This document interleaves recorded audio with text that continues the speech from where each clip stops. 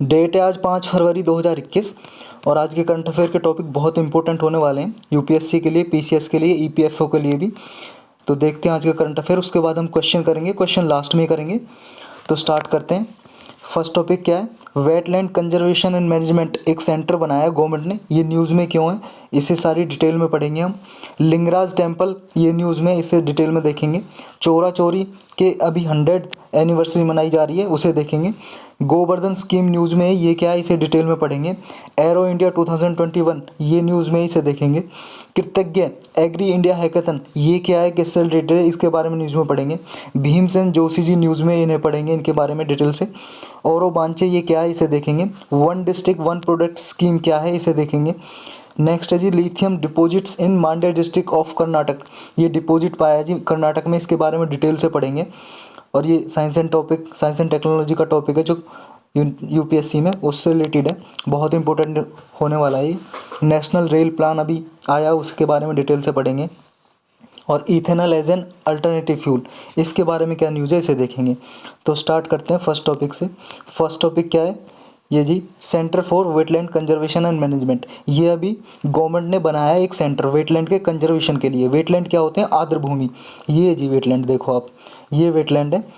ये ऐसी आर्द्र भूमि होती है जहाँ पे पानी भरा होता है, मतलब वाटर भरा होता है, उन्हें बोलते हैं सीजनली या परमानेंटली। मतलब चाहे साल के, मान लो किसी मौसम में, एक मौसम में पानी भरा रहता हो तब भी वो वेटलैंड है, या फिर पूरे सालों साल भरा हो, ईयर टू ईयर, मतलब परमानेंटली वाटर, उसे बोलते हैं वेटलैंड या आर्द्र भूमि। तो अभी देखो, minister of state for environment and forest and climate change ने एक सेंटर बनाया है जिसका नाम है centre for wetland conservation and management. जो वेटलैंड है, आर्द्र भूमि है, उनका संरक्षण के लिए और प्रबंधन के लिए, मैनेजमेंट के लिए। ये किसका पार्ट है? पहले से एक सेंटर बना हुआ है, national centre for sustainable coastal management. ये सेंटर बना हुआ है, उसी का पार्ट होगा जो ये नया सेंटर बना है, centre for wetland conservation and management. ये वर्ल्ड वेटलैंड डे इस पे बनाया गया है। ये कब मनाया जाता है वर्ल्ड वेटलैंड डे? ये एवरी ईयर मनाया जाता है 2 फरवरी को। 2 फरवरी को हर साल मनाया जाता है वेटलैंड डे। 2 फरवरी को क्यों मनाया जाता है? क्योंकि 2 फरवरी 1971 में एक रामसार कन्वेंशन हुई थी। मतलब कन्वेंशन का मतलब है जी मीटिंग, मान लो आप, एक कन्वेंशन हुई थी जिसकी 50वीं एनिवर्सरी मनाई जा रही है इस साल, 50th एनिवर्सरी 2021 में। क्योंकि 1971 में स्टार्ट हुई थी ये, और रामसार में हुई थी, जहाँ पे रामसार कहाँ है? ईरानियन सिटी है एक। ईरान आपने कंट्री पढ़ा होगा ना, अफ़गानिस्तान का पड़ोसी है जी ईरान। ईरान में एक जगह है रामसार, वहाँ पे ये मीटिंग हुई थी जिसे बोलते हैं रामसार कन्वेंशन। किस लिए? वेटलैंड को प्रिजर्व करने के लिए, बचाने के लिए, कंजर्व करने के लिए, इसलिए मीटिंग हुई थी। तो उसी के नाम से जी रामसार कन्वेंशन। तो ये क्या है, पूरे वर्ल्ड वाइड डिक्लेयर करती है रामसार साइट, मतलब ऐसी जगह जो वेटलैंड है, आर्द्र भूमि है, उनके संरक्षण के लिए, कंजर्व किया जा सके। सारी डिटेल में पढ़ेंगे, पहले न्यूज़ पढ़ते हैं क्या है।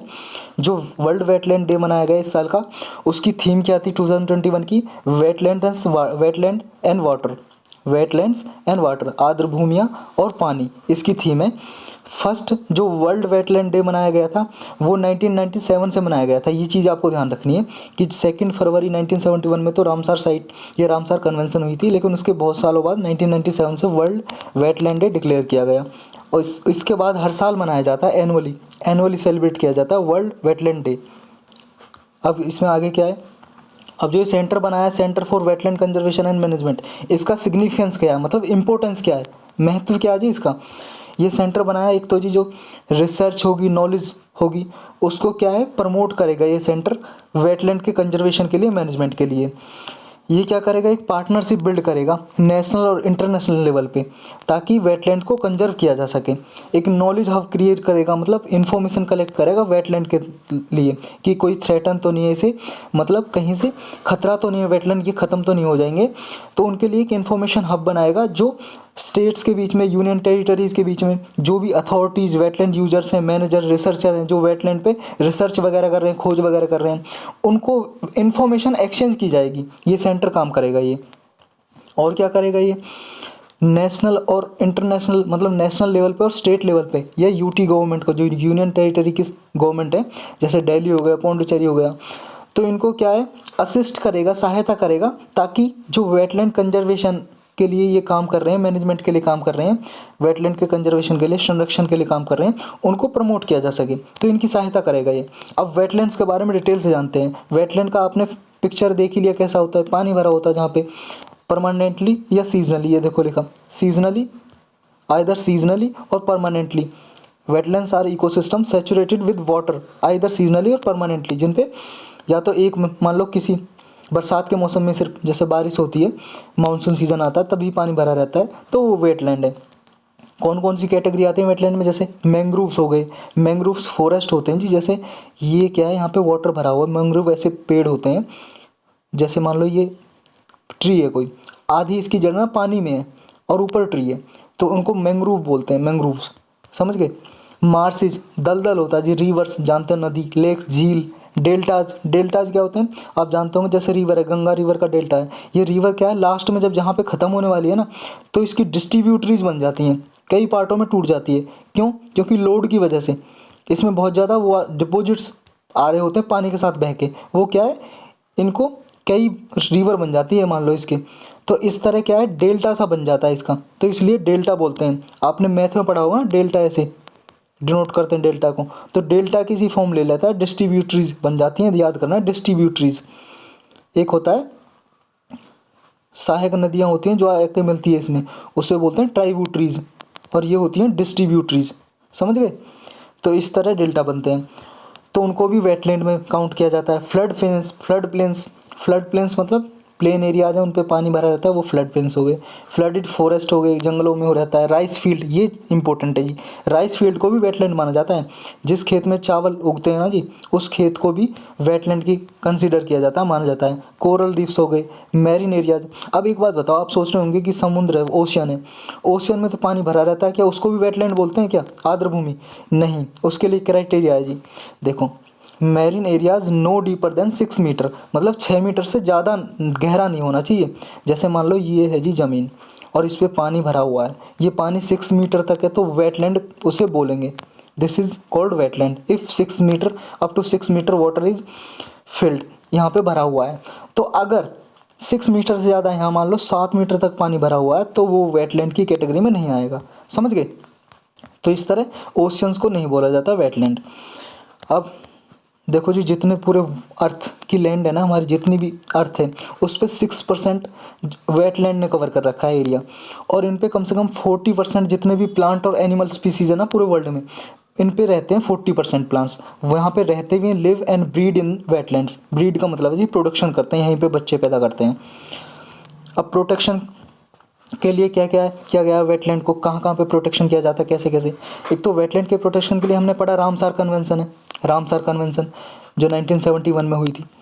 और दूसरा जी वेटलैंड यूनेस्को के मैन एंड बायोस्फीयर प्रोग्राम है जी एक ये, जिसके थ्रू बायोस्फीयर को भी कंजर्व किया जाता है, बचाया जाता है, संरक्षण किया जाता है, और वेटलैंड भी इसके थ्रू कंजर्व किए जाते हैं, बचाए जाते हैं। तो आपको ये चीज़ याद रखनी है कि स्टेटमेंट में आ जाए ना, wetland are protected through Ramsar convention only.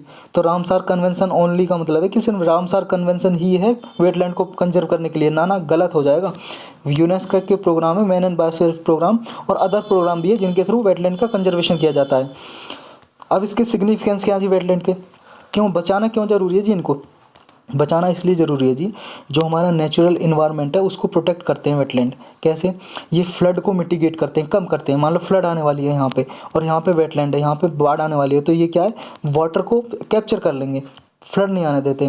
Protect coast line को प्रोटेक्ट करते हैं, जो हमारी तट रेखा है जी, जैसे ये हो गया जी इंडिया, यहाँ पर कोई वेटलैंड है तो कोस्ट लाइन को प्रोटेक्ट करते हैं ये। दूसरा क्या करते हैं जी, डिजास्टर वगैरह को थोड़ा मिटिगेट करते हैं। पॉल्यूटेंट्स हैं उनको एब्जॉर्व करते हैं, कार्बन को कैप्चर कर लेते हैं जी, जो प्रदूषक तत्व होते हैं ना, और इस तरह से वाटर की क्वालिटी को प्योरीफाई करते हैं, इम्प्रूव करते हैं ये। और क्या करते हैं वेटलैंड, वेटलैंड पे देखो जी कम से कम 1 बिलियन पीपल जो डिपेंड है सिर्फ वेटलैंड पे ही, जो यहीं से इनका खाना पीना मिलता है, फूड सोर्स। तो ये क्या है, vital source of food, raw materials, genetic resources, medicines, hydro power. मतलब यहाँ पे दवाई वगैरह के भी पेड़ पौधे, प्लांट्स वगैरह मिलते हैं, फूड के लिए यूज होता है यहाँ पे जो पेड़ पौधे होते हैं। तो इस तरह से 1 बिलियन पीपल हैं जो डिपेंडेड डायरेक्टली और इनडायरेक्टली वेटलैंड पे, तो इसलिए इम्पोर्टेंट होगा एक तो। दूसरा, जो जितना भी ये कार्बन जो स्टोर करते हैं ना, 30% कार्बन स्टोर करते हैं पीटलैंड। पीटलैंड एक टाइप है जी वेटलैंड का ही। तो 30 जैसे कार्बन आपने देखा होगा, जैसे ये पेड़ है, ट्री है, ये क्या CO2 को एब्जॉर्ब करता है ना और ऑक्सीजन छोड़ता है। जब फोटोसिंथेसिस रिएक्शन होती है, फोटोसिंथेसिस रिएक्शन होगी, प्रकाश संश्लेषण क्रिया, तो CO2 को लेते हैं ये कार्बन डाइऑक्साइड को और ऑक्सीजन छोड़ते हैं। तो इस तरह ये क्या है, वेटलैंड कार्बन को कैप्चर कर लेते हैं जी ये भी, जिससे क्या है, ये पॉल्यूटेंट है कार्बन, तो प्रदूषक तत्व प्रदूषण हो जाएगा। तो इस तरह से पॉल्यूशन को डिक्रीज करते हैं ये। तो इसलिए वेटलैंड्स को नर्सरी ऑफ वाइल्ड लाइफ माना जाता है, नर्सरीज ऑफ लाइफ। क्यों? क्योंकि यहाँ पे 40% जो एनिमल की ब्रीड है रहते हैं और ब्रीड करते हैं यहीं पे। तो इस ये याद रखना, नर्सरीज ऑफ लाइफ किसे कहा जाता है, वेटलैंड को। और इन्हें किडनीज ऑफ अर्थ कहा जाता है। किडनी क्या काम करती है हमारी बॉडी में? किडनी काम करती है जी, प्योरीफाई करती है ना, जो बेकार के तत्व जो हमें चाहिए नहीं, जो चीज़ जो वेस्ट है हमारे बॉडी से, वेस्ट निकालती है ना किडनी।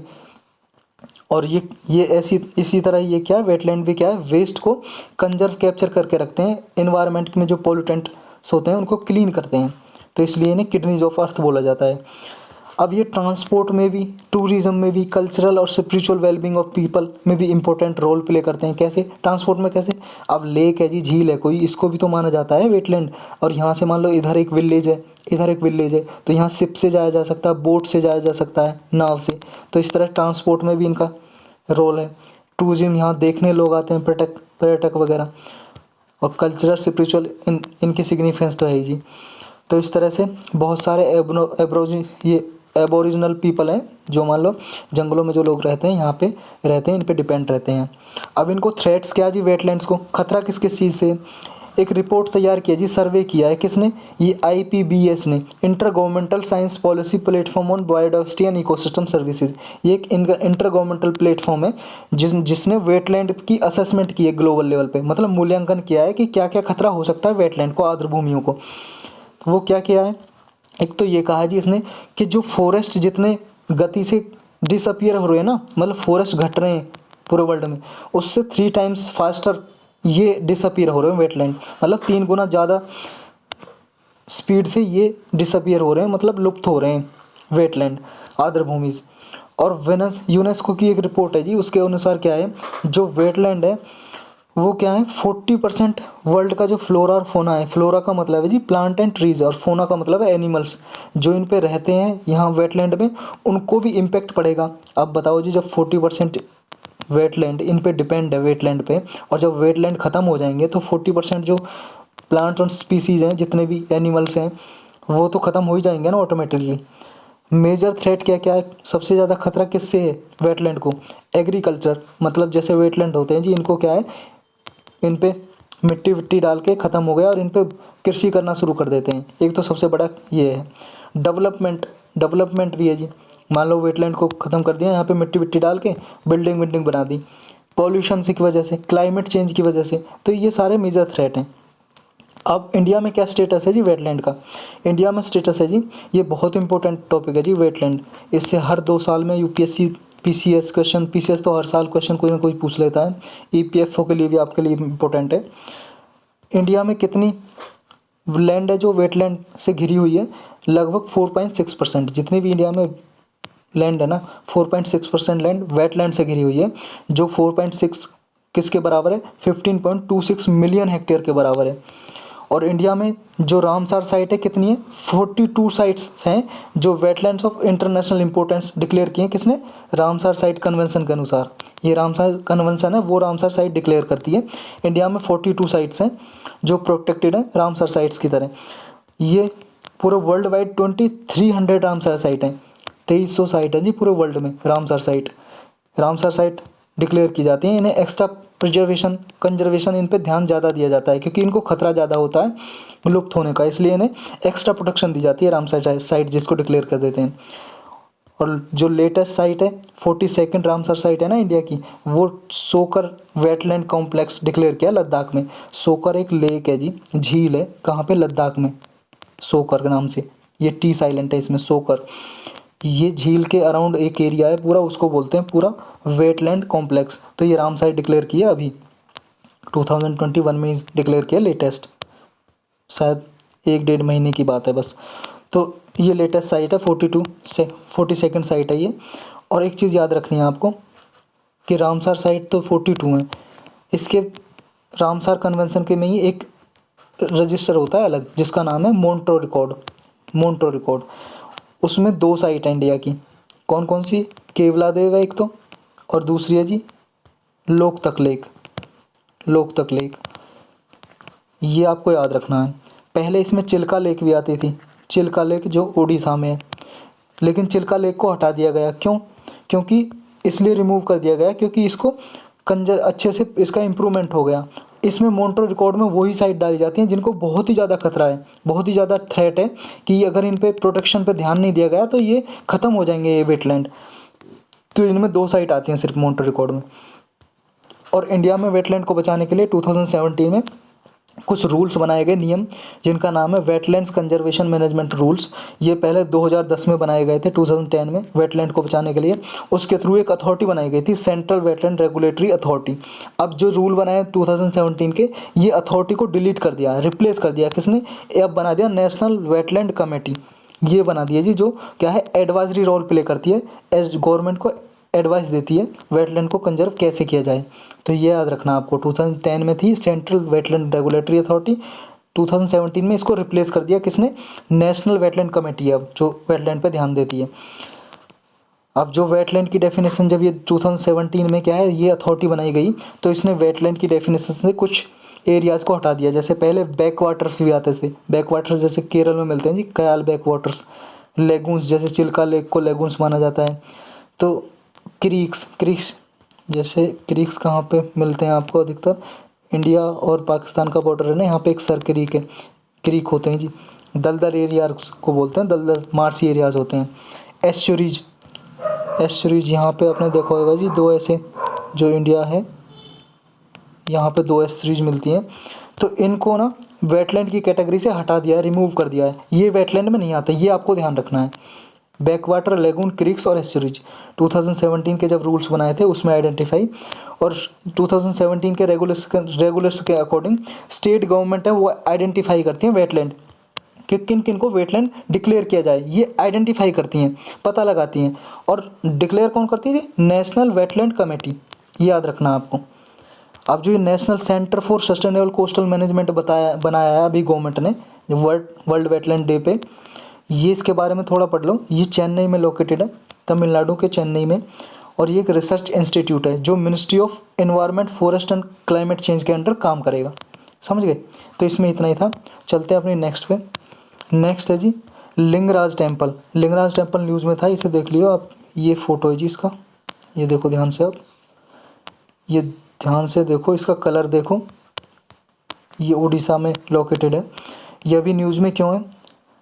भुवनेश्वर डेवलपमेंट अथॉरिटी है जी उड़ीसा में, उसने क्या है लिंगराज जो टेम्पल है, ये टेम्पल बना हुआ है, इसके अराउंड जो बिल्डिंग वगैरह बनी हुई है उनको डिमोलिश कर दिया, मतलब कि डिस्ट्रॉय कर दिया, नष्ट कर दिया, गिरा दिया। और आर्कोलॉजिकल सर्वे ऑफ इंडिया ने इसलिए जवाब मंगाया इससे, भुवनेश्वर डेवलपमेंट अथॉरिटी से। क्यों? क्योंकि जी एक एक्ट बनाया हुआ है, ancient monuments and archaeological sites and remains act. ये एक्ट के थ्रू क्या है, कोई भी मोनूमेंट्स है, मोनूमेंट्स का मतलब है जी हमारी विरासत, जैसे टेम्पल हो गया, ताजमहल हो गया, जैसे इनके अराउंड 100 मीटर तक, 100 मीटर तक एरिया तक कुछ भी कंस्ट्रक्ट नहीं किया जा सकता। मतलब ना तो कोई बिल्डिंग बनाई जा सकती है, ना कोई हाउस। और उसके 200 आगे 200 मीटर तक एरिया तक, यहाँ 100 मीटर और यहाँ 200 मीटर एरिया तक, यहाँ पे क्या है, अगर कुछ भी बनाना है, कंस्ट्रक्ट करना है, या कोई बिल्डिंग बनी हुई है उसको गिराना है, तो उस परमिशन लेनी पड़ती है आर्कोलॉजिकल सर्वे ऑफ इंडिया से और नेशनल मॉन्यूमेंट अथॉरिटी से। नेशनल मॉन्यूमेंट अथॉरिटी इसी एक्ट के थ्रू बनाई गई थी। और ये ASI archaeological survey of India ये बना हुआ है जी आज़ादी से पहले का, 1861 में बनाया था इसको। किसने बनाया था इसको? अलेक्जेंडर कनिंघम ने। ये पहले डायरेक्टर जनरल थे इसके, अलेक्जेंडर कनिंघम, और इन्होंने ही बनाया था।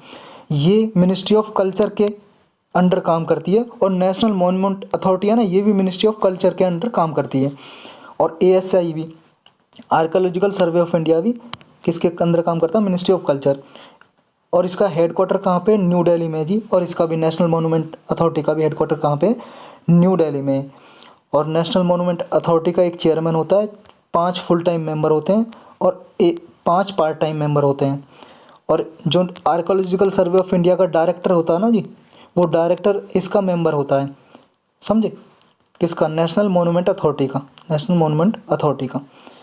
अब इस टेम्पल के बारे में जो है जी, इसके बारे में डिटेल से पढ़ते हैं। जो न्यूज़ में था टेम्पल लिंगराज, आपने फ़ोटो देख ही लिया। एक ये देख लो जी इसका डिज़ाइन, ये भी इसका ये देखो, इसे रेखा द्वेला बोलते हैं। ये कलिंगा स्टाइल में बना हुआ है, कलिंगा। आपको पता है इंडिया में हमारे कितने, एक तो नागर स्टाइल का टेम्पल मिलते हैं जो नॉर्थ इंडिया में मिलते हैं, नागर स्टाइल, शैली बोलते हैं शैली स्टाइल को हिंदी में, शैली। नागर स्टाइल के नॉर्थ इंडिया में, जो साउथ इंडिया में बनते हैं वो द्रविड़ स्टाइल के होते हैं टेम्पल। और इन दोनों का मिक्स होता है जो नागर भी और द्रविड़ दोनों को, उनको बोलते हैं वैसार स्टाइल, वैसार स्टाइल या वैसर स्टाइल। और उड़ीसा में मेनली ना बने होते हैं कलिंगा स्टाइल के, कलिंगा स्टाइल, कलिंगा शैली के, या फिर उन्हें देवला स्टाइल भी बोलते हैं, देवला। ये देखो जी यहाँ पे लिखा है देवला, और इसका नाम भी है जी रेखा देवला। ये जो गर्भगृह है जी, गर्भगृह, जहाँ पे गर्भगृह बोलते हैं श्राइन को, श्राइन जहाँ पे भगवान की मूर्ति रखी होती है। और ये जी पीडा ड्यूला, और ये लिखा है आपका खरखरा ड्यूला। तो इसके पार्ट है टेम्पल के, ये टेम्पल के पार्ट भी पूछ लेता है स्टेटमेंट देके यूपीएससी तो। और ये लिंगराज टेम्पल है जो इज़ डेडिकेटेड टू शिवा, यहाँ पे लॉर्ड शिवा की, भगवान शिव की मूर्ति रखी हुई है जी, शिवा के नाम पे डेडिकेटेड है टेम्पल। किसने बनाया था इसको, इसको बनाया था जी जजाति केसरी ने। ये सोम वंश के राजा थे जी, सोम डायनेस्टी के किंग थे जजाति केसरी, जिन्होंने बनाया था इसको। और कलिंगा स्टाइल ऑफ आर्किटेक्चर में बना हुआ है, ये आपको याद रखना है कौन से स्टाइल में बना हुआ है। इसके नॉर्दर्न साइड में, टेम्पल के नॉर्थ साइड में, उत्तर साइड में बिंदुसार लेक है जी, एक बिंदुसार झील। टेम्पल में विष्णु की मूर्ति भी पाई जाती है, विष्णु की इमेज, ये ध्यान रखना आपको। विष्णु की इमेज क्यों जी, क्योंकि इस टाइम पे ना 12th सेंचुरी में एक जगन्नाथ टेम्पल बनाया था पुरी में, ये भी कहाँ, उड़ीसा में, पुरी में बनाया था ये जगन्नाथ टेम्पल। किसने बनाया था, गंगा डायनेस्टी के रूलर थे जी, उन्होंने बनाया था। तो इनके इन्फ्लुएंस से, इनसे प्रभावित होकर विष्णु की मूर्ति भी रखी हुई है, क्योंकि जगन्नाथ टेम्पल में विष्णु की मूर्तियाँ हैं। इसमें इतना ही था, चलते हैं नेक्स्ट पे। नेक्स्ट है जी चौरी चौरा की अभी 100th एनिवर्सरी मनाई जा रही है, जो 4 फरवरी को मनाई गई कल। अब इसमें ये 4 फरवरी 1921, देखो जी ये 4 फरवरी 1922 को हुआ था जी ये इंसिडेंट। अब इसकी एनिवर्सरी कैसे हुई फिर, 100वीं, 100 इसलिए हुई 4 फरवरी 2021 से लेके और 4 फरवरी 2022 तक, 4 फरवरी 2020 तक इसकी एनिवर्सरी मनाई जाएगी, 100th एनिवर्सरी, तब तक जब तक 100 होंगे पूरे, समझ गए। तो इसलिए न्यूज़ में है। ये नेशनल कोऑपरेशन मूवमेंट चलाया था गांधी जी ने 1920 में, 1920 में, उसी का पार्ट था चोरा चोरी इंसिडेंट। अब इसके बारे में डिटेल से पढ़ते हैं। हुआ क्या था जी, ये चोरा चोरी एक जगह है जी गोरखपुर डिस्ट्रिक्ट में, ये यूपी में है, यूपी में है जी गोरखपुर डिस्ट्रिक्ट, वहाँ पे एक जगह है चोरा चोरी। हुआ क्या था कि भगवान, एक जी इनका नाम है भगवान अहीर, ये भगवान अहीर नाम के एक आदमी थे। ये आर्मी सोल्जर थे जी, retire army soldier, British time में आर्मी से रिटायर थे। यहाँ पे चोरा चोरी में क्या था कि जो फूड का प्राइस है ना, फूड का प्राइस वो बहुत ही ज़्यादा हाई हो गया था, इन्फ्लेशन बहुत ज़्यादा थी, महंगाई, और पूरे मार्केट में खुलेआम लिकर का सेल हो रही थी। लिकर मतलब है जी दारू, शराब बिच रही थी।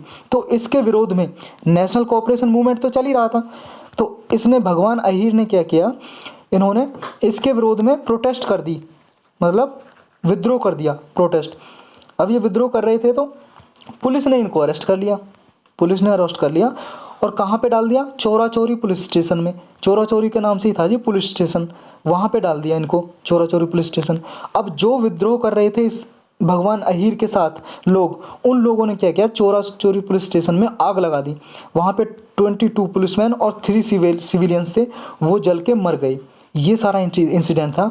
और इसके विरोध में ना जी महात्मा गांधी जी को बहुत दुख हुआ जब पता चला कि नॉन वायलेंस हो रहा है, क्योंकि वो तो नॉन वायलेंस के, अहिंसा के विरोध में थे, हिंसा के विरोध में थे, वो तो अहिंसा ही चाहते थे ना, वायलेंस हो रहा था, मतलब वायलेंस हो रहा था, अहिंसा हो रही थी, और वो नॉन वायलेंस चाहते थे कि अहिंसा पे ही हमें अंग्रेज़ों से लड़ाई लड़नी है। तो महात्मा गांधी जी को दुख हुआ, उन्होंने 5 दिन का फास्ट रखा एज ए पीनेंस, मतलब पछतावे के लिए, एज ए पीनेंस, पछतावे के लिए 5 दिन का फास्ट रखा, 5 डेज़ का फास्ट।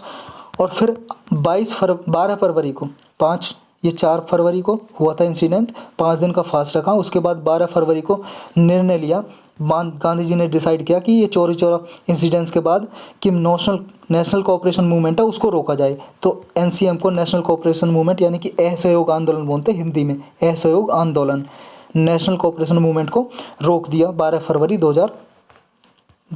1922 को। समझ गए? तो ये सारा इंसिडेंस था। 22 पुलिसमैन और 3 सिविलियंस इसमें मर गए थे, डेथ हो गई थी। उसके बाद से बहुत सारे जो लोग हैं जैसे सुभाष चंद्र बोस जी, उन्होंने क्रिटिसाइज़ किया गांधी जी को, क्यों रोक दिया, अभी तो मतलब आज़ादी हम ले सकते थे, लोगों में पूरा उत्साह आ गया था। लेकिन इसके आउटकम क्या निकले कि लोगों से में डर खत्म हो गया था, जो अंग्रेज़ों से डर लगता था ना, ब्रिटिश लोगों से, वो डर खत्म हो गया था इस नेशनल मूवमेंट के बाद। तो ये सभी था चोरा चोरी के बारे में पढ़ लिया। चलते हैं नेक्स्ट पे। नेक्स्ट है जी गोवर्धन स्कीम। गोवर्धन स्कीम है जी, गोबर आप जानते हो ना, गोबर डंग को बोलते हैं, डंग जो कोडंग होता है, बफेलो डंग, गोबर भैंस और गाय का, तो उसी के नाम पे गोवर्धन स्कीम है जी। ये मिनिस्ट्री ऑफ जल शक्ति की स्कीम है। इसके लिए अभी न्यूज़ में क्यों है, इसके लिए एक यूनिफाइड पोर्टल बनाया है। पोर्टल का मतलब जी साइट बनाई है इंटरनेट पे, एक साइट जैसे आप खोलते हो ना गूगल की साइट, ऐसे साइट बनाई है। इस साइट पे क्या है, इस स्कीम है ना, जो योजना है गोवर्धन स्कीम, इसके बारे में पूरी जानकारी मिल सकेगी कि कौन से स्टेट में कितना स्टेप लिया गया, क्या क्या इंप्लीमेंट किया जा रहा है, सारी यहाँ पे जानकारी मिल जाएगी इस स्कीम के बारे में। तो इसके लिए पोर्टल बनाया गया है। इससे फार्मर क्या अगले 5 साल में 1 लाख करोड़ रुपये तक अर्न कर सकते हैं, कमा सकते हैं ये स्कीम से। अब स्कीम के बारे में थोड़ा पढ़ते हैं। स्कीम क्या है, गोवर्धन की फुल फॉर्म है जी गाल्वेनाइजिंग ऑर्गेनिक बायो एग्रो रिसोर्स धन, गाल्वेनाइजिंग ऑर्गेनिक बायो एग्रो रिसोर्स धन इसकी पूरा नाम है जी। ये स्वच्छ भारत मिशन ग्रामीण फेज 2 प्रोग्राम है ना जी, स्वच्छ भारत मिशन, उसके अंडर इम्प्लीमेंट किया जा रहा है इसको, गोवर्धन स्कीम को। इसे इम्प्लीमेंट कौन कर रहा है, जल शक्ति। उसके अंदर एक डिपार्टमेंट है, department of drinking water and sanitation, ये डिपार्टमेंट इंप्लीमेंट कर रहा है। डिपार्टमेंट और मिनिस्ट्री बहुत इंपॉर्टेंट है जी, याद करना, स्टेटमेंट में पूछ लेते हैं इनको, कौन सी मिनिस्ट्री की स्कीम है। और 2018 में, मतलब 2018 में, 2018 में ये स्टार्ट की गई, लॉन्च की गई ये स्कीम। और इस स्कीम का काम क्या है कि जो फार्मर्स की इनकम है उसको बढ़ाना और सीबीजी प्रोड्यूस करना, कंप्रेस्ड बायोगैस। कैसे, देखो जी, गोबर को इकट्ठा किया जाएगा, सीबीजी प्लांट लगाए जाएंगे और गोबर से ना गैस बनाई जाएगी, डंग से, काऊ डंग या भैंस डंग, जो बफेलो डंग है, उससे रूरल एरियाज़ में ये सीबीजी प्लांट लगाए जाएंगे। अब स्कीम के बेनिफिट क्या है, स्कीम के फ़ायदे क्या हैं? स्कीम के फ़ायदे ये हैं जी, हमारे इंडिया में पूरे वर्ल्ड लेवल पे हाईएस्ट कैटल की पॉपुलेशन है, मतलब सबसे ज़्यादा जितने भी गाय भैंस है ना हमारे यहाँ पे हैं, पशु कैटल ढोर। तो पूरे वर्ल्ड की पॉपुलेशन में हमारे कंट्री में सबसे ज़्यादा है, इंडिया में। कम से ये कितने 300 मिलियन कैटल हैं जी हमारी कंट्री में। और डेली जो गोबर करते हैं ना ये डंग, वो कितना 3 मिलियन टन, 1 मिलियन में 10 लाख होता है जी, लगा लो 30 लाख टन, 30 लाख टन गोबर डेली का हो जाता है जी गाय भैंस का। तो ये क्या है, फार्मर इसे वेस्ट की तरह समझते हैं, जो इससे पैसा कमा सकते हैं। सीबीजी जो प्लांट लगेंगे बायोगैस बनाने के लिए, वहाँ गोबर को बेच सकते हैं, इनकम ले सकते हैं, इससे बेचा जा सकता है। इससे फ़ायदे क्या होंगे, और विलेज क्लीन रहेगा। पहले क्या जी, जो गोबर वगैरह को नाले वगैरह में बहा देते हैं वो नहीं रहेगा, साफ़ स्वस्थ रहेगा, सैनिटाइज रहेगा। इसकी वजह से बीमारियाँ कम होंगी जी, जो लाइफ स्टॉक की हेल्थ होती है पशुओं की, उनमें बीमारियाँ कम होंगी, क्योंकि साफ़ सुथरा रहेगा। गोबर को बेच देंगे ये लोग किसान, समझे। तो इससे सेल्फ रिलायंस इंक्रीज़ होगा एनर्जी में, क्योंकि गैस बनाई जाएगी ना, बायोगैस। ये क्या कुकिंग के लिए यूज़ हो सकती है, खाना बनाने के लिए, और किसमें कंपनीज़ वगैरह में, फैक्ट्री में यूज़ हो सकती है। व्हीकल चलाए जा सकते हैं, आपकी गाड़ियाँ वगैरह चलाई जा सकती हैं। तो ये फ़ायदे होंगे जी इससे। इसमें ये थे। चलते हैं नेक्स्ट पे जी। नेक्स्ट क्या है जी, नेक्स्ट है जी हमारा एरो इंडिया 2021। ये क्या है जी, इंडियन एयरफोर्स की एक क्या है, ये एक्सरसाइज है, ये मान लो आप। इसमें करते क्या है, अभी 2021 में हुई है। कहाँ पे हुई है पहले ये हुई है जी बेंगलुरु में, कर्नाटक में, पता है ना, कर्नाटक की कैपिटल है बेंगलुरु। वहाँ पे एक एयरफोर्स का स्टेशन है येलाहंका नाम से, वहाँ पे कंडक्ट हुई है 3 फरवरी से लेकर 5 फरवरी 2021 तक। ये 5 फरवरी को क्या है, आज यानी कि आज 5 फरवरी को क्या है, ये ख़त्म हो जाएगी एक्सरसाइज। इसमें क्या है, ये एशिया की सबसे लार्जेस्ट एरोस्पेस डिफेंस एग्जीबिशन है। एरोस्पेस एंड डिफेंस एग्जीबिशन का मतलब है जी, जो हमारे पास एयरक्राफ्ट है ना, हेलीकॉप्टर हो गए या छोटे जहाज़ हो गए जी, एरोप्लेन, किसके, एयरफोर्स के। ये लड़ाकू विमान होते हैं जो फाइटर प्लेन, और वो कर्तव्य वगैरह दिखाते हैं कि ये अपना कैपेबिलिटी दिखाते हैं कि अगर मान लो दुश्मन देश, एनिमी वगैरह हम पे हमला कर दे, अटैक कर दे, आक्रमण, कैसे कैसे हम प्रोटेक्ट कर सकते हैं। ये सारी एग्जीबिशन होती है, मतलब क्या क्या कैपेबिलिटी है इंडिया के पास, एयरफोर्स के पास, ये दिखाया जाता है इसमें। ये याद रखना है, बाईएनियल एक्सरसाइज है, मतलब 2 साल में एक बार होती है। बाईएनियल का मतलब है 2 साल में एक बार। मतलब वंस इन 2 ईयर, समझ गए, बाई ईयर होती है। अभी कहाँ पे हुई है, येलाहंका स्टेशन है एयरफोर्स का बेंगलुरु में, वहाँ पे हुई है। इसे ऑर्गेनाइज कौन करता है, मिनिस्ट्री ऑफ डिफेंस करती है, रक्षा मंत्रालय। उसके अंदर एक डिफेंस एग्जीबिशन ऑर्गेनाइजेशन है, ये मिनिस्ट्री ऑफ डिफेंस के अंदर आती है, ये इसे ऑर्गेनाइज करती है। इसका फर्स्ट एडिशन हुआ था जी 1996 में, तब से ये हर 2 साल में एक बार कराई जा रही है। और ये जो 13th एडिशन हुआ 2021 में, 13वां एडिशन हुआ जी इसका। और जो ये क्या गया है इसमें क्या है, has been organise by hybrid mode से ये ऑर्गेनाइज किया गया है with concurrent virtual exhibition to encourage maximum participation, मतलब वर्चुअल एग्जीबिशन भी हुए जी इंटरनेट के थ्रू। तो बस इतना ही था, इसमें चलते हैं नेक्स्ट पे। नेक्स्ट है जी कृतज्ञ एग्री इंडिया हैकाथन, मैराथन से आया जी हैकाथन। मैराथन में क्या होता है, बहुत सारे लोग एक साथ भागते हैं ना, और कितने मैराथन क्यों बोलते हैं, क्योंकि ये बहुत लंबी दूरी की होती है, जैसे 21 का हाफ मैराथन, 42 किलोमीटर का फुल मैराथन, ऐसे मैराथन से लिया गया हैकाथन। ये एग्री इंडियाथन, एक हैकाथन क्यों बोला, बहुत सारे साइंटिस्ट रिसर्चर एक साथ आएंगे, स्टूडेंट्स, तो इसलिए हैकाथन बोला है इसको। कृतज्ञ एग्री इंडिया हैकाथन है क्या, अभी लोकसभा में जी जो अभी चल रहा है सेशन लोकसभा का, उसमें यूनियन मिनिस्टर फॉर एग्रीकल्चर ने, एग्रीकल्चर मिनिस्टर हैं जो कृषि मंत्री हैं, उन्होंने क्या है हैकाथन के बारे में, एग्री इंडिया हैकाथन के बारे में बताया लोकसभा में, इसलिए न्यूज़ में है जी। ये स्टार्ट किसने किया था कृतज्ञ hackathon, Indian council of agriculture research, ये ऑर्गेनाइजेशन है जो एग्रीकल्चर पे रिसर्च करती है, खोज करती है, इनोवेशन को बढ़ावा देती है, प्रमोट करती है एग्रीकल्चर में। तो इसने स्टार्ट किया था कृतज्ञ नेशनल लेवल पे अगस्त 2020 में, ताकि एग्रीकल्चर में इनोवेशन बढ़ाई जा सके, रिसर्च बढ़ाई जा सके अलाइड सेक्टर में और एग्रीकल्चर सेक्टर में। अलाइड सेक्टर कौन से होते हैं, जो एग्रीकल्चर पे डिपेंड होते हैं, जैसे आपके डेयरी सेक्टर हो गए, भैंस वैस पालते हो, एग्री पे ही तो डिपेंड होते हैं, चारा कहाँ से, खेत में होगा, एग्रीकल्चर करते हो, भैंस को खिलाया जाएगा, तो इन्हें बोलते हैं अलाइड सेक्टर। जैसे फिश हो गया, फिश प्रोडक्शन। अब कृतज्ञ का मतलब क्या है जी, इसमें 3 वर्डों से मिलकर बना हुआ है जी। क्री का मतलब है जी कृषि, क्री, कृषि मतलब एग्रीकल्चर। ता का मतलब है जी तकनीक, मतलब टेक्नोलॉजी। और ज्ञान, ज्ञा का मतलब है ज्ञान, नॉलेज। तो एग्रीकल्चर, टेक्नोलॉजी, नॉलेज, इसमें बढ़ावा देना है एग्रीकल्चर में टेक्नोलॉजी और नॉलेज को। इसके फ़ायदे क्या हैं, फ़ायदे ये हैं जी, जितने स्टूडेंट्स हैं एग्रीकल्चर के, फैकल्टीज़ हैं, इनोवेटर्स हैं, उनको एक साथ एक प्लेटफॉर्म पर लेके आना, ताकि वो एग्रीकल्चर और अलाइड सेक्टर के लिए टेक्नोलॉजी और इनोवेटिव आइडियाज़ ला सकें। इसमें जो कृषि विकास विज्ञान केंद्र है ना, और रिसर्च इंस्टीट्यूट्स जो एग्रीकल्चर पे रिसर्च करते हैं, या एग्रीकल्चर यूनिवर्सिटीज़, उन सबको एक प्लेटफॉर्म पे लाना है। तो ये इसका काम है जी। इसमें इतना ही था, चलते हैं नेक्स्ट पे। नेक्स्ट है जी भीमसेन जोशी, यह भी न्यूज़ में थे। यह आप इनकी पिक्चर देखिए, ये है जी भीमसेन जोशी। इनके बारे में डिटेल से पढ़ते हैं, आपने देख लिया। ये म्यूजिशियन है जी, संगीतकार।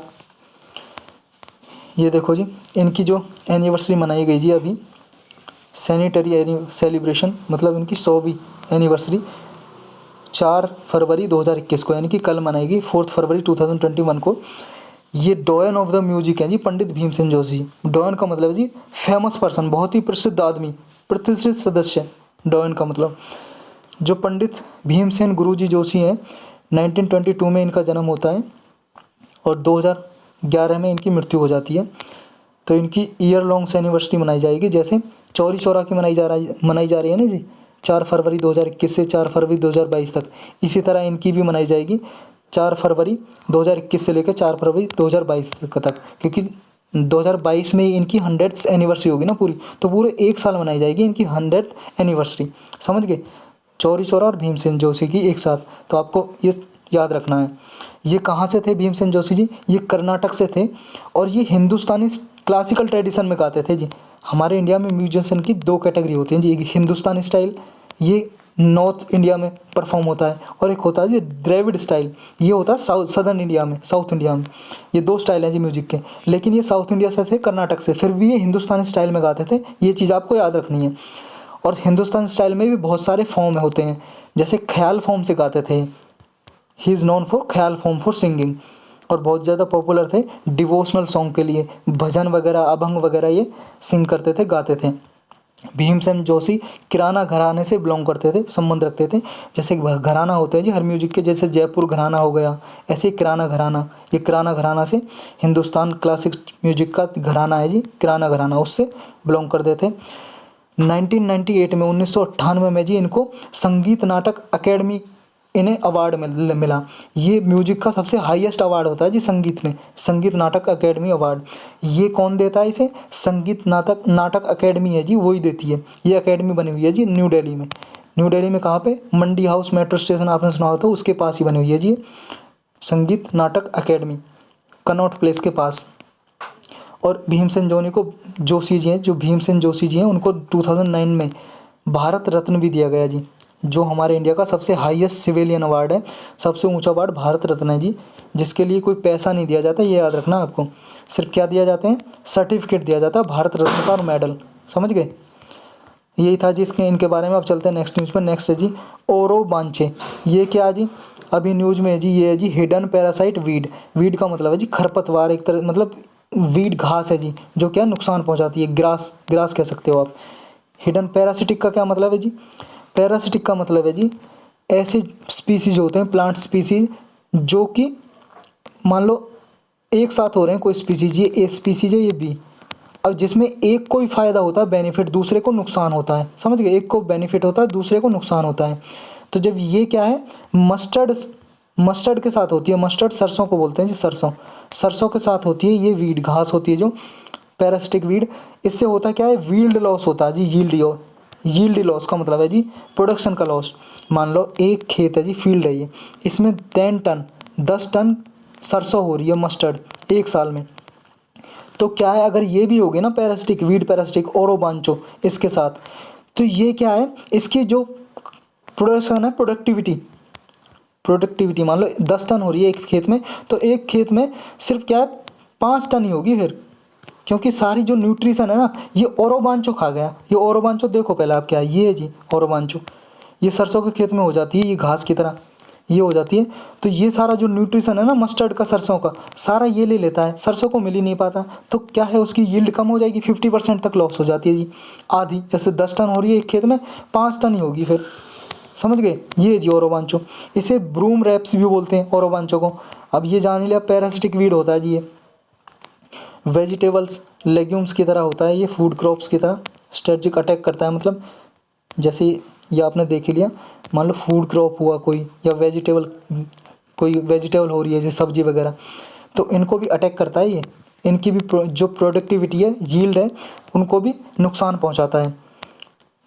इसके लिए कोई एब्सोल्यूट कंट्रोल नहीं है, कोई मेजर्स नहीं है, मतलब कोई पर्टिकुलर कोई मेजर्स नहीं है कि जिसकी वजह से इसे कंट्रोल किया जा सके, इस वीड को, जो एक ग्रास है। कोई मेजर्स नहीं है। अभी न्यूज़ में क्यों था, एक मीटिंग हुई थी इसके लिए, वर्कशॉप, टेक्नो मैनेजमेंट ऑप्शन के नाम से, कि ओरोबांचो को मस्टर्ड में कैसे कंट्रोल किया जा सके, इसलिए न्यूज़ में है। तो ओरोबांचो किस लिए न्यूज़ में है, क्या है, वीड है, ये ध्यान रखना बस आपको। चलते जी नेक्स्ट पे। नेक्स्ट क्या है, 1 डिस्ट्रिक्ट 1 प्रोडक्ट स्कीम, ये न्यूज़ में है जी। अभी न्यूज़ में क्यों जी, ये पहले ये देखेंगे और फिर ये स्कीम क्या है पूरी डिटेल में पढ़ेंगे। अभी उत्तर प्रदेश गवर्नमेंट ने जो मिड डे मील मिलता है जी, नहीं मिड डे मील जो गवर्नमेंट स्कूल में 8th क्लास तक मिलता है ना जी मिड डे मील, उसके में क्या है, अभी सुनहरी कांद को इंट्रोड्यूस किया गया।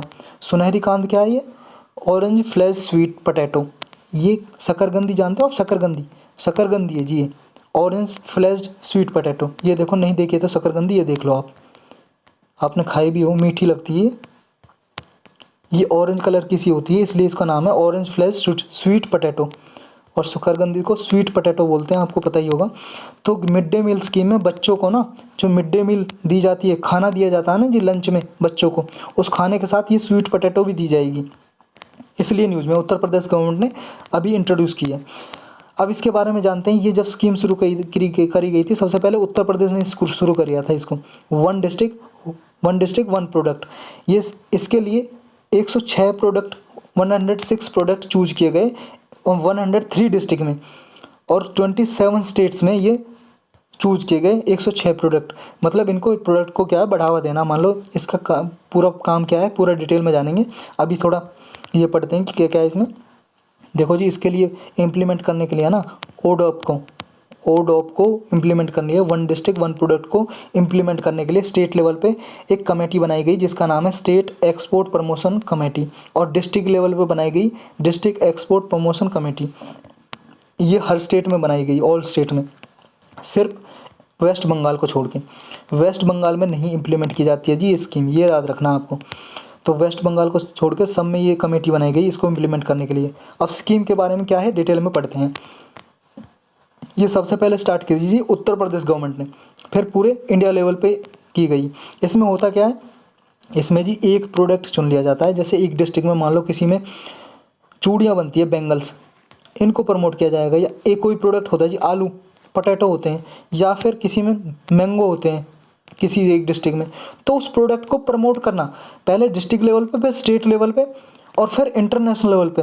तो ये इसके काम है जी, प्रमोशन करना, ताकि उस प्रोडक्ट को पैकेजिंग अच्छे से की जा सके, ब्रांड बनाया जा सके, और जो किसान खेती कर रहे हैं या कोई इंडस्ट्री बना रही है उसको फ़ायदा हो सके, इनकम हो सके, ये काम है जिसका। अब ये ओडोप का जो ये आइडिया है, कंसेप्ट है, आया कहाँ से, ये जापानीज कंसेप्ट है जी। पहले जापान में इंप्लीमेंट किया गया था ऐसा कंसेप्ट 1979 में, तो हमने भी वहीं से लिया और बहुत सारी एशियन कंट्रीज़ ने भी अप्लाई कर रही हैं इस आइडिया को। इसका मेन ऑब्जेक्टिव यही है वन डिस्ट्रिक्ट में वन प्रोडक्ट स्कीम का, कि क्या है, एक प्रोडक्ट चूज किया जाता है और जिससे क्या है उसको प्रिजर्व किया जाता है, डेवलपमेंट किया जाता है, लोकल आर्ट्स को, स्किल्स को, और प्रमोशन ऑफ आर्ट्स, मतलब जो डिस्ट्रिक्ट में आर्ट है कुछ भी एक, उसको प्रमोट किया जाता है, जिससे कि क्या है इनकी इनकम इंक्रीज हो जाती है और एम्प्लॉयमेंट मिलता है जी, लोकल एम्प्लॉयमेंट। इससे क्या है, जैसे लोग गांव से आ जाते हैं ना शहर में माइग्रेट करके, पलायन करके, तो वो भी रुकेगा, इससे रिड्यूस होगा, डिक्लाइन होगा, decline in migration for employment. जैसे रोज़गार के लिए गाँव में रोज़गार नहीं है, शहरों में आ जाते हैं रोज़गार के लिए, एम्प्लॉयमेंट के लिए, तो क्या है अगर यहीं पर रोज़गार मिल जाएंगे इन्हें तो माइग्रेशन डिक्लाइन होगा ऑटोमेटिकली। जो प्रोडक्ट की क्वालिटी है उसमें इंप्रूवमेंट होगा, स्किल डेवलपमेंट होगा जी, इससे दक्षता में विकास होगा, और प्रोडक्ट की क्या है जी ट्रांसफॉर्म हो जाएगा एक तरह से, पैकेजिंग और ब्रांडिंग करके ब्रांड बन जाएगी। जो अब तक मान लो कोई प्रोडक्ट है, आलू है, वो वैसे ही बिकता है, उसकी ब्रांड बना के तो इनकम ज़्यादा मिल सकेगी। तो इस तरह से क्या है टूरिज्म को भी इसमें कनेक्ट किया जा सकेगा, पर्यटन को। और क्या फ़ायदे हैं जी इससे, जो इकोनॉमिक डिफरेंस और रीजनल बैलेंस है ना उसको भी सॉल्व किया जा सकता है। कैसे, जैसे मान लो कोई बैकवर्ड डिस्ट्रिक्ट है और एक शहरी डेवलप है, ये बहुत ज़्यादा बैकवर्ड है, यहाँ पे डेवलपमेंट है ही नहीं, विकास है ही नहीं। तो अगर प्रोडक्ट का डेवलपमेंट होगा यहाँ पे विकास होगा जी, इंडस्ट्री बनेगी प्रोडक्ट को बेचने के लिए, एक्सपोर्ट करने के लिए, तो इसका भी डेवलपमेंट होगा। तो रीजनल इम्बैलेंस है जो वो ख़त्म होगा। जो ओडेप का कंसेप्ट है पहले स्टेट लेवल पे और फिर नेशनल लेवल पे और फिर इंटरनेशनल लेवल पे ये इम्प्लीमेंट करना है, ये इसमें ऑब्जेक्टिव है इसका, समझ गए। तो चलते हैं नेक्स्ट भी, इतना ही था इसमें। नेक्स्ट है जी lithium deposit in Mandya district. अभी कर्नाटक की मांड्या डिस्ट्रिक्ट है जी, उसमें लिथियम के डिपॉजिट पाए हैं। लिथियम एक मेटल होती है, पूरा डिटेल में जानेंगे लिथियम के बारे में। पहले ये किसने सर्वे किया वो देखते हैं। ये है जी AMD। AMD क्या है, atomic mineral directorate for exploration and research. ये एटॉमिक मिनरल डायरेक्टोरेट है जी, इन्होंने सर्वे किया है और यहाँ पे बताया है कि कर्नाटक की जो मांड्या डिस्ट्रिक्ट है उसमें 2 प्लेस हैं, मार्लागल्ला और अल्लापट्टना। देखो जी ये दोनों प्लेस आपको याद रखने हैं।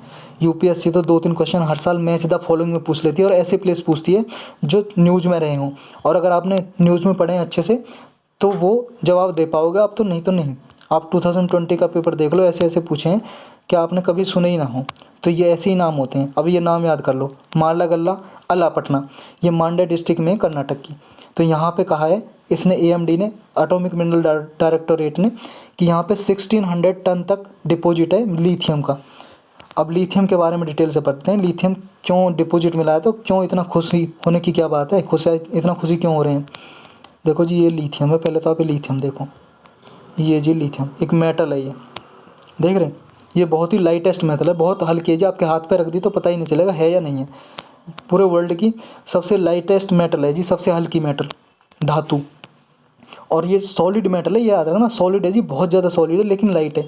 सिल्वरी वाइट मेटल है ये, सिल्वरी कलर आपको दिख रहा होगा, white colour, silvery white colour है इसका। और ये हाईली रिएक्टिव है, बहुत जल्दी रिएक्शन कर जाती है, और फ्लेमेबल है, मतलब आग बहुत जल्दी लग जाती है इसमें, फ्लेमेबल। इसलिए इसे कहाँ पे मिनरल ऑयल में स्टोर करके रखते हैं। और ये it is an alkali metal है, अल्कली धातु एंड रेयर मेटल, दुर्लभ मेटल है जी, बहुत कम पाई जाती है। अभी हम इस मेटल को बनाने के लिए मान लो बैटरी वगैरह बनाते हैं तो चाइना वगैरह से, दूसरी कंट्री से इंपोर्ट करते हैं। अब जो इस मेटल की थोड़ी प्रॉपर्टी पढ़ लेते हैं। It has highest specific heat capacity of any solid element. जितने भी सॉलिड एलिमेंट है ना जी, उनमें सबसे ज़्यादा इसकी स्पेसिफिक हीट कैपेसिटी है। अब स्पेसिफिक हीट क्या होता है, ये होता है जी, मान लो ये वाटर है, वाटर का टेम्परेचर 25 डिग्री मान लो है, फ्रीज में नहीं रखा हुआ है, ये फ्रीज से बाहर है, तो 25 डिग्री है इस पर वाटर का टेम्परेचर। अब इसका टेम्परेचर हमें ना 25 डिग्री से 26 डिग्री करना है। वो कैसे होगा? ऑटोमेटिक तो हो नहीं जाएगा, हमें कुछ हीट प्रोवाइड करनी करेगी ना, गर्म करना पड़ेगा। जितनी हीट देनी पड़ेगी ना इसे 25 डिग्री से 26 डिग्री टेम्परेचर बदलने के लिए, कन्वर्ट करने के लिए, मतलब 1 डिग्री टेम्परेचर इंक्रीज करना है हमें इसका, तो हीट जितनी प्रोवाइड करनी पड़ेगी उस हीट को बोलते हैं स्पेसिफिक हीट। समझ गए? तो किसी भी मेटल का मतलब क्या है, टेम्परेचर 1 डिग्री इंक्रीज करना हो तो जितनी हीट रिक्वायर होती है उसे बोलते हैं स्पेसिफिक हीट। अब लिथियम है क्या? एक सिंगल, मतलब लिथियम देख लिया हमने मेटल है। अब लिथियम क्या है? सिंगल इलेक्ट्रॉन से ही ये क्या है, इलेक्ट्रिसिटी पास कर सकती है, मतलब गुड कंडक्टर ऑफ इलेक्ट्रिसिटी है, मतलब सुचालक है जी इलेक्ट्रिसिटी का। इसमें से इलेक्ट्रिसिटी पास हो सकती है, बिजली पास हो सकती है। और ये तो देख ही लिया फ्लेमेबल है, मतलब हाईली जल सकती है, आग लग सकती है। तो और क्या जी इसमें, इसके यूज क्या कहाँ पे? एक तो जी हमने देखा कि इसके सिरेमिक्स में, ग्लास, टेलीकम्युनिकेशन, एरोस्पेस इंडस्ट्रीज़ में, बैटरीज़ में, जो आपके फ़ोन में बैटरी यूज़ होती है ना जी, उसमें भी, लैपटॉप की बैटरी, व्हीकल्स में, अभी हम चाहते हैं कि इलेक्ट्रॉनिक्स व्हीकल्स चलें, उनकी गाड़ियों में जो बैटरी होंगी लिथियम से बनी होंगी, ताकि उनकी जो रिचार्जिंग कैपेसिटी बहुत हाई होती है। तो इस तरह रॉकेट प्रोपेलेंट्स में, रॉकेट जो यूज़ करते हैं ना जी भेजने के लिए, सैटेलाइट वगैरह, उनमें भी ये यूज होंगी। और थर्मो न्यूक्लियर रिएक्शन की तरह, फ्यूजन की तरह। अब इन्हें ना प्रेस्क्राइब्ड सब्सटेंस डिक्लेयर कर दिया गवर्नमेंट ने लिथियम को। अब ये प्रेस्क्राइब्ड सब्सटेंस क्या होते हैं? ये होते हैं जी ऐसे सब्सटेंस जिन्हें सेंट्रल गवर्नमेंट ना नोटिफिकेशन देके डिक्लेयर कर देती है प्रेस्क्राइब्ड सब्सटेंस। ये कौन से एक्ट के थ्रू करती है? एटॉमिक एनर्जी एक्ट है जी 1962 का, उसमें लिथियम को डिक्लेयर कर देती है प्रेस्क्राइब्ड सब्सटेंस। और भी किसी मेटल को क्या हुआ है? हाँ जी बिल्कुल, यूरेनियम को, प्लूटोनियम को, थोरियम को, बेरिलियम को, ड्यूटेरियम को, और भी अदर प्रोजेक्ट ऐसे मेटल है जिनको डिक्लेयर किया हुआ है प्रेस्क्राइब्ड सब्सटेंस। तो कौन से एक्ट के थ्रू करते हैं? Atomic energy act. बस नोटिफिकेशन निकाल देती है सेंट्रल गवर्नमेंट कि ये निकाल दिया कागज़ पे नोटिफिकेशन, और ये प्रेस्क्राइब्ड सब्सटेंस है, उसको प्रोटेक्शन मिलती है हाईएस्ट। समझे जी? बस ये इसमें चलते हैं नेक्स्ट पे।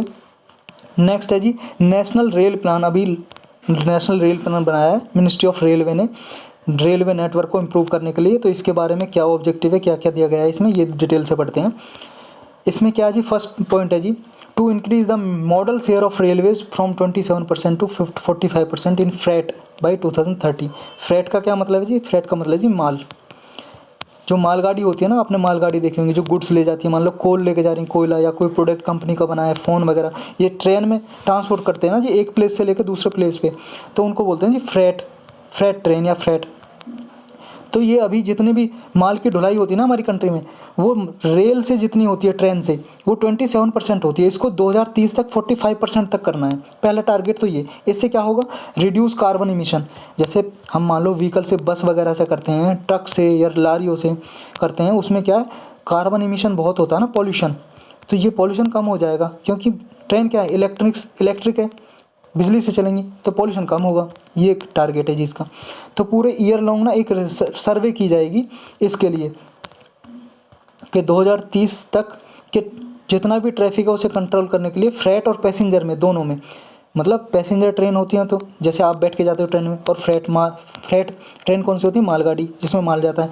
दोनों के लिए सर्वे की जाएगी 2030 तक कि कितना ट्रैफिक कम ग्रोथ होगा, मतलब आगे मान लो 2030 तक कितना ट्रैफिक बढ़ने वाला है फ्रेट में और पैसेंजर ट्रेन में, मतलब और कितना माल बढ़ने वाला है 2030 तक, और कितने पैसेंजर ट्रेन में बढ़ने वाले हैं, पूरी सर्वे की जाएगी 1 साल तक।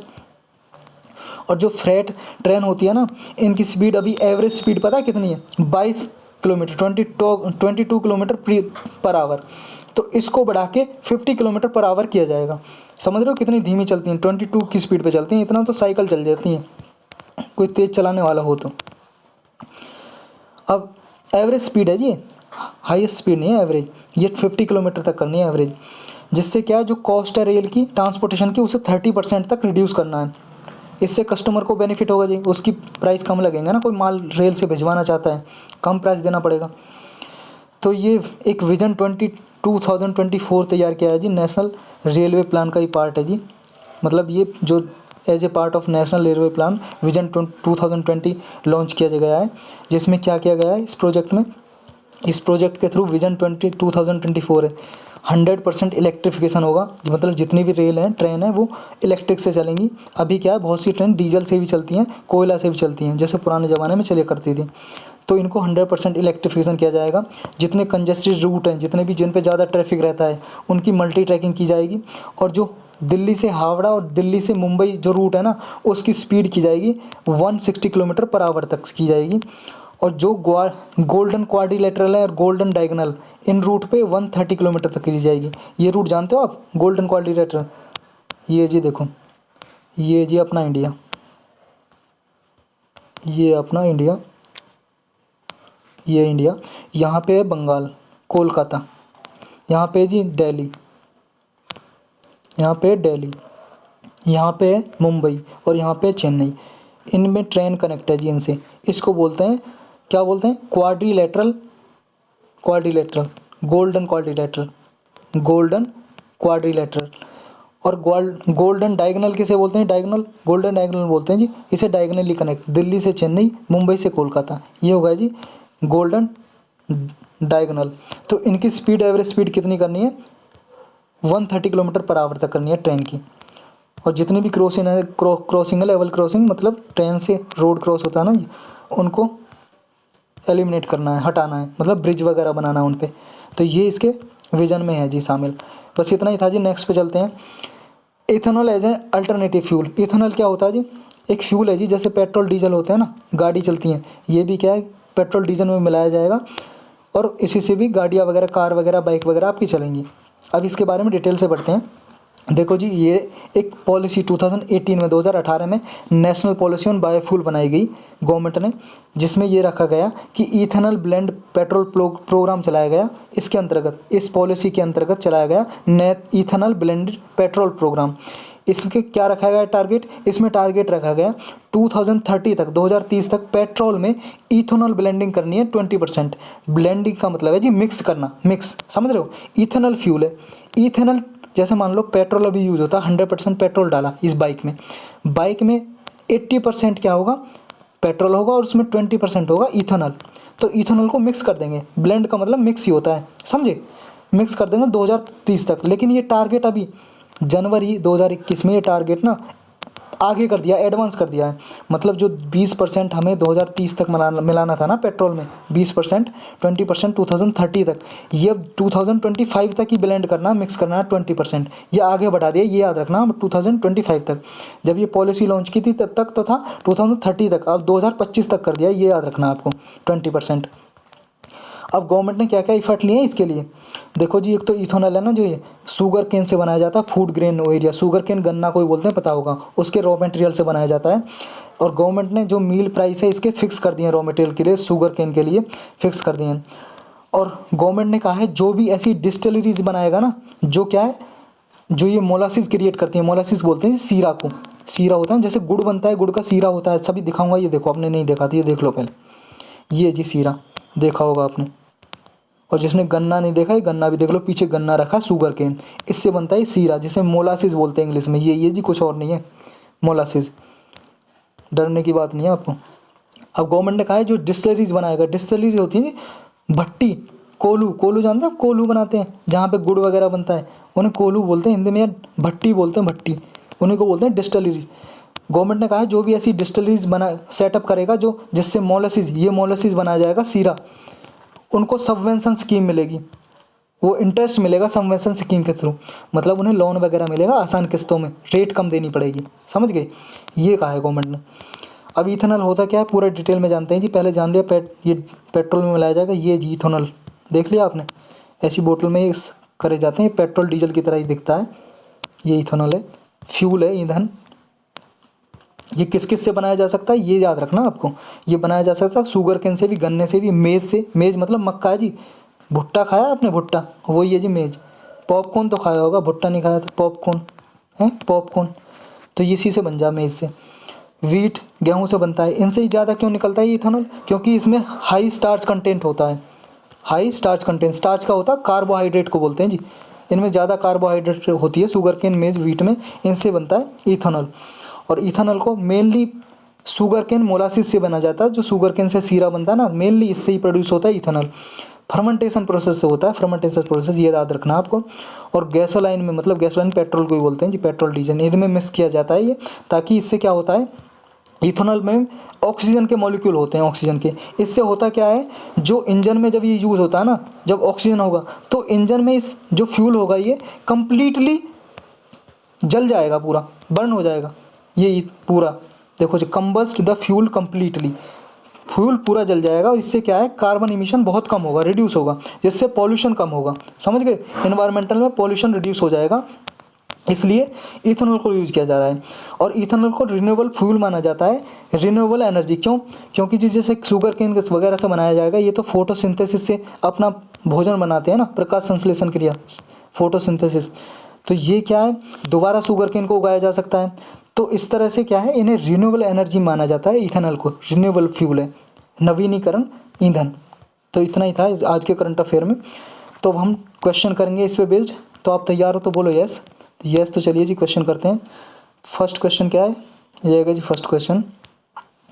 Consider the following statement. कुछ स्टेटमेंट दी हुई हैं आपको, किसके रिगार्डिंग दी हुई हैं, नेशनल फूड सिक्योरिटी एक्ट 2013 का, 2013 का एक्ट है जी ये, इसके रिगार्डिंग स्टेटमेंट दी हुई है। आपको करेक्ट स्टेटमेंट बतानी है।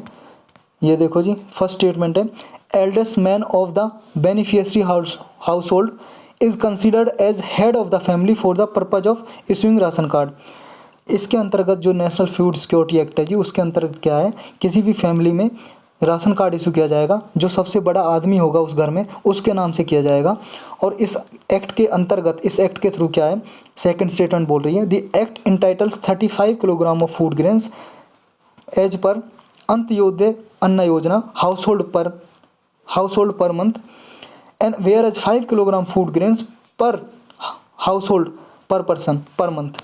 ये कहा गया जी 35 किलोग्राम मिलेगा इसमें अनाज, अंत्योदय अन्न योजना के थ्रू एक हाउस होल्ड को, एक घर को। और 5 किलोग्राम पर व्यक्ति मिलेगा, एक व्यक्ति को एक महीने में 5 किलोग्राम मिलेगा। तो ये स्टेटमेंट सही है, सही गलत है, ये बताना आपको। आपके ऑप्शन क्या है जी, 1 to 2 ओनली, दोनों या दोनों गलत। देखो जी, फर्स्ट गलत है, क्योंकि एल्डेस्ट मैन नहीं है जी, यहाँ पे एल्डेस्ट वूमन है। जो भी 18 साल से ऊपर की वूमन होनी चाहिए उस घर में, उसके नाम पे राशन कार्ड होगा। और दूसरी स्टेटमेंट बिल्कुल करेक्ट है, तो आंसर हमारा बी हो जाएगा जी, 2 ओनली। चलते हैं नेक्स्ट पे। नेक्स्ट है जी, चोरी चोरा incident occurred during which of the following movement. चोरी चोरा का जो मूवमेंट, ये इंसिडेंट हुआ था, ये कौन से मूवमेंट के दौरान हुआ था, ये बताना है। सत्याग्रह, नॉन कोऑपरेशन मूवमेंट के, दांडी मार्च, या क्विट इंडिया मूवमेंट, किसके ड्यूरिंग हुआ था, बताओ। ये होता है जी नॉन कोऑपरेशन मूवमेंट, हमने आज ही पढ़ा है, इसके दौरान हुआ था जी ये। चलते हैं नेक्स्ट पे। नेक्स्ट है जी, कृतज्ञ hackathon is launched by which of the following. जो कृतज्ञ हैकाथन अभी लॉन्च किया है, किसने लॉन्च किया है, ये बताना आपको। नीति आयोग ने, Indian council of agriculture research ने, इसरो ने, मिनिस्ट्री ऑफ एजुकेशन ने। ये किया जी Indian council of agriculture research, हमने अभी पढ़ा है ये आज ही, तो इसने किया है। चलते हैं नेक्स्ट पे। नेक्स्ट क्या है जी, वेयर इज एशियाज, अरे कहाँ गया ये जी, where is Asia largest aerospace and defence exhibition held. ये बताना जी, एशिया की जो लार्जेस्ट डिफेंस की एग्जीबिशन होती है कहाँ पे होती है, जापान में, चाइना में, सिंगापुर में, इंडिया में। तो जी अभी ये पढ़ा है हमने, इंडिया में होती है, डी आंसर करेक्ट हो जाएगा। चलते हैं नेक्स्ट पे। नेक्स्ट क्या है, नेक्स्ट क्वेश्चन है, विच of the following imaginary line does not pass through Africa. Africa से कौन सी इमेजनरी लाइन है जी जो पास नहीं होती, ये बताना है। Tropic of Cancer, equator, tropic of Capricorn, international date line.